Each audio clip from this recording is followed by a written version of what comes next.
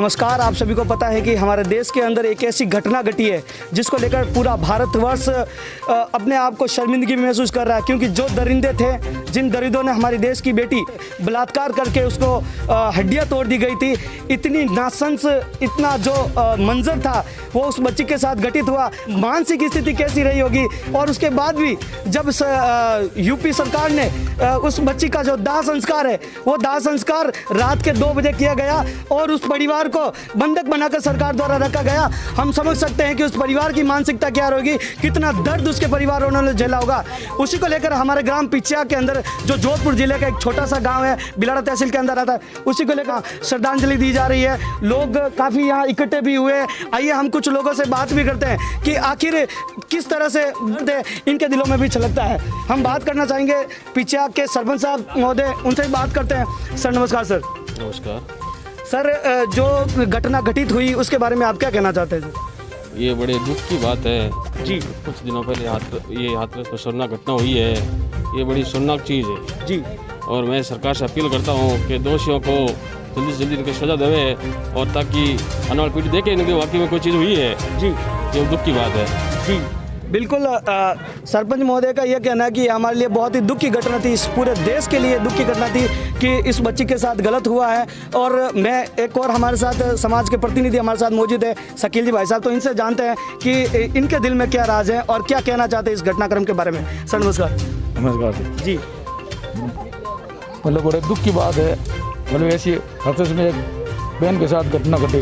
हमारी सरकार से मांग है कि जिन्होंने ये मतलब किया इसमें जो शामिल है उसको मतलब ऐसी सज़ा मिले कि हिंदुस्तान में लोग याद करें कि भाई ऐसी कोई घटना करना पहले सोचे जी कि मतलब भविष्य में ऐसी घटना नहीं हो।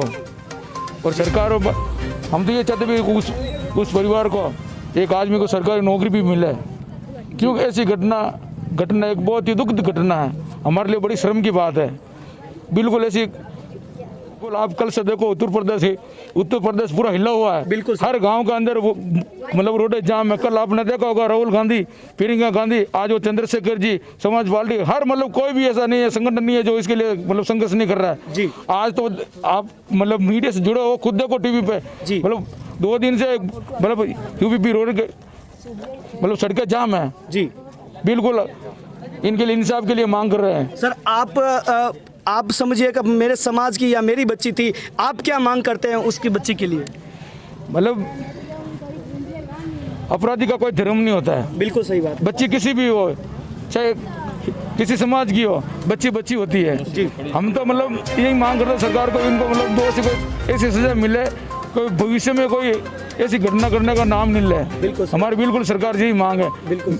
बिल्कुल जो भी हमारी ये भी मांग है, जो आंध्र प्रदेश में हुआ था उनके साथ एनकाउंटर, इनके साथ भी एनकाउंटर होना चाहिए तुरंत प्रभाव से। बिल्कुल, ये सच्चे भारत के नागरिक के नाते ये कहते हैं कि जिस ये बच्ची थी वो हमारी बच्ची थी। जिस तरह आंध्र प्रदेश बलात्कारियों को एनकाउंटर के तहत मारा गया था, उसी तरह ये इस बच्ची को भी न्याय मिलना चाहिए। आइए हमारे साथ कुछ और मौजूद लोग हैं, इनसे बात करते हैं। सर नमस्कार। नमस्कार सर। सर आप क्या कहना चाहते हैं इस घटनाक्रम के बारे में? मैं ये कहना चाहता हूँ कि हमारे देश भारत में बलात्कार जैसी घटनाएं आम घटनाएं हो गई हैं जी।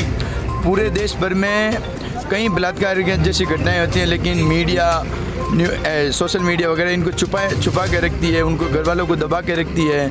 हमारी बहन जो मनीषा वाल्मीकि है, इसके साथ भी रेप हुआ है, इसकी रीढ़ की हड्डी तोड़ दी गई है और इनकी ज़बान काट दी गई है ताकि ये लोगों को बता नहीं सके कि इसके साथ क्या घटना हुई, क्या नहीं हुई। हमारी देश की जो केंद्र सरकार है अभी मौन बैठी हुई है।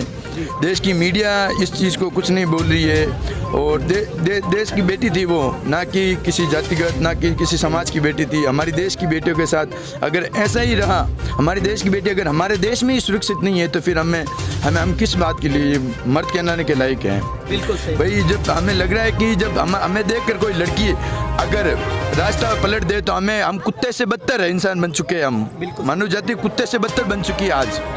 लड़की हमें देख के रास्ता पलट देती है। पहले ये कुत्ते को देख के रास्ता पलटती थी, लेकिन अब मर्द को देख के रास्ता पलट देती है, कहीं ऐसी अनहोनी घटना इनके साथ ना हो जाए। मैं भारत सरकार से ये कहना चाहूँगा कि इन चारों दोषियों को सड़कों पे लाकर पत्थरों से पीट कर इस तरह उसके साथ दर्दनाक मौत हो, ताकि आने वाले कल में अगर कोई व्यक्ति, कोई मर्द किसी औरत के सामने देखने से भी डर महसूस होना चाहिए कि अभी हमारे घर में भी बहन बेटी है, हम उनके साथ ऐसे कैसे कर सकते हैं। ये सरकार को है ना फांसी का ऑर्डर निकालना चाहिए कि भाई जिस तरह आतंकवादी हमारे देश में कोई बम ब्लास्ट करते तो हम कैसे फांसी की मांग करते हैं पूरा देश मिलके, उसे ये भी कोई आतंकवादियों से कम थोड़ी है। बिल्कुल सही है सर, धन्यवाद। बिल्कुल। सर मैं ये जानना चाहता हूँ, जैसे कि इतनी बड़ी घटना होने के बाद भी ना तो प्रधानमंत्री जी नरेंद्र मोदी जी की तरफ से कोई बयान आया, ना ही यूपी सरकार के जो मुख्यमंत्री महोदय हैं उनकी तरफ से कोई वीडियो कॉन्फ्रेंस या कोई बयान नहीं आया, तो इसके बारे में आप क्या कहना चाहिए? तो योगी जी से यही कहना है, उन चारों कुत्तों को फांसी देनी चाहिए। बिल्कुल सही, ठीक है। और अगर इनको फांसी मिलेगी तो भविष्य में जो घटना होगी तो घटना रुक जाएगी पूरी। बिल्कुल ठीक है। सजा मिलनी चाहिए और हर एक की मांग यही है कि हमारी इस देश की बच्ची को जो दरिंदे हैं उन दरिंदों को कम से कम फांसी की सजा होना चाहिए और फांसी से कम हमें कोई मंजूर नहीं है। आइए कुछ समाज के कुछ और गणमान्य लोग हैं, इनसे बात करते हैं जो समाज की भावनाओं को अपने मन में रखते हैं और हर वक्त इंसानियत के साथ खड़े रहते हैं। ऐसे लोगों से बात करते हैं कि उनके मन में क्या भावना है। सर आप क्या कहना चाहते हैं इस पूरे घटनाक्रम के बारे में? इस दुनिया में किसी भी जगह हो रहा अन्याय हर जगह के न्याय को खतरा है। जी। जो व्यवहार अपन को अच्छा न लगे वो अपन किसी दूसरे के साथ न करें। जी। और तुलसीदास जी ने रामायण में कहा, भय बिन प्रीत नहीं भई तुलसी रामायण गई। जी। कोई भी दोषी हो, इस घटनाक्रम से कोई भी इस गलती में जुड़ा हो, उसे कड़ी से कड़ी राज सजा दे और भगवान भी उसे कड़ी से कड़ी सजा दे। बिल्कुल सर। और अपन को ये सीख लेनी चाहिए कि अपने बुरा कर्मों से बचना चाहिए, इनका बहुत बुरा अंत होता है। बिल्कुल सही बात है सर। हमेशा सत्यमेव जयते। बिल्कुल सत्यमेव जयते, सत्य की हमेशा ही जीत होती है ये और जीत होगी। आज हमारे गांव के अंदर इस वाल्मीकि बच्ची देश की बेटी के लिए श्रद्धांजलि का कार्यक्रम रखा गया था और लोगों की ऐसी मंशा है जो दरिंदे थे उनको फांसी हो। आइए हमारे साथ हमारे गांव के लक्ष्मण जी राठौड़ जो वकील है पेशे से, उनसे बात करते हैं। सर इस जो ये इतना बड़ा घटनाक्रम हुआ, जो बलात्कार हुआ बच्ची के साथ, फिर उसको मारा गया, तोड़ा मरोड़ा गया, उसके लिए क्या सजा है सर आपके कानून के अंदर?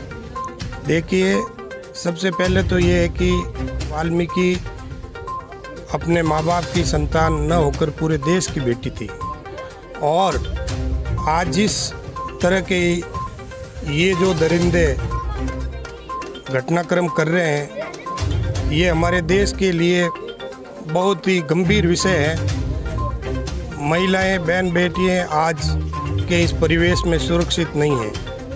इसलिए मेरा पुरजोर प्रशासन और न्यायपालिका से ये निवेदन है कि ऐसे हत्यारों को फास्ट ट्रैक कोर्ट में त्वरित गति से इसकी ट्रायल करके ऐसे हत्यारों को मृत्युदंड दिया जाए और ताकि समाज के अंदर ये मैसेज आए कि भारत के अंदर महिलाएं सुरक्षित हैं। और भी अगर कानून में किसी तरह का अमेंडमेंट की आवश्यकता है तो और ज़्यादा ऐसे कानूनों को सख्त किया जाए और ऐसे हत्यारों को जो संरक्षण देते हैं उनके विरुद्ध भी कठोर कदम उठाकर सख्त सजा दिलाई जाए और फांसी के अलावा ऐसे हत्यारों की दूसरी कोई सजा हो ही नहीं सकती।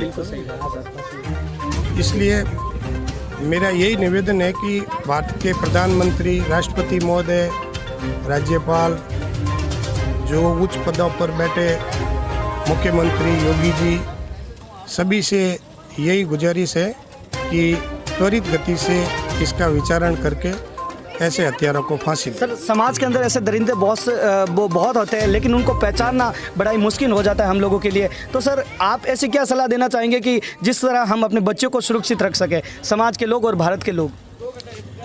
उसमें सबसे ज़्यादा तो ज़रूरत परिवार की है और युवा वर्ग की है कि आपके इर्द गिर्द यदि अपराधी तत्व कोई है जी तो उनसे पहले से दूरी बना के रखें जी।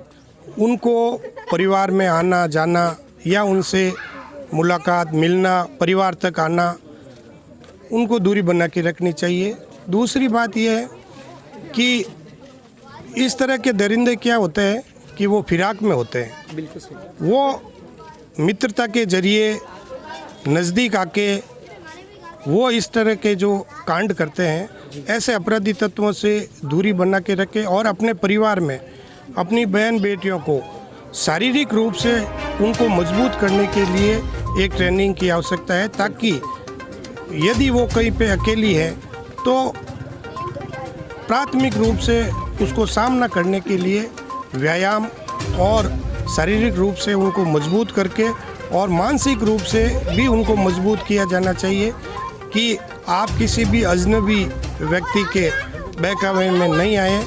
और जैसा समय चल रहा है, अपन जैसे कि ग्रामीण परिवेश में रह रहे हैं, तो आजकल जैसे कि भेड़ बकरी ये जानवर मवेशी चराने के लिए, चारा के लिए, खेत में जाने के लिए परिवार के किसी वयस्क आदमी को अब साथ रहने की ज़रूरत है।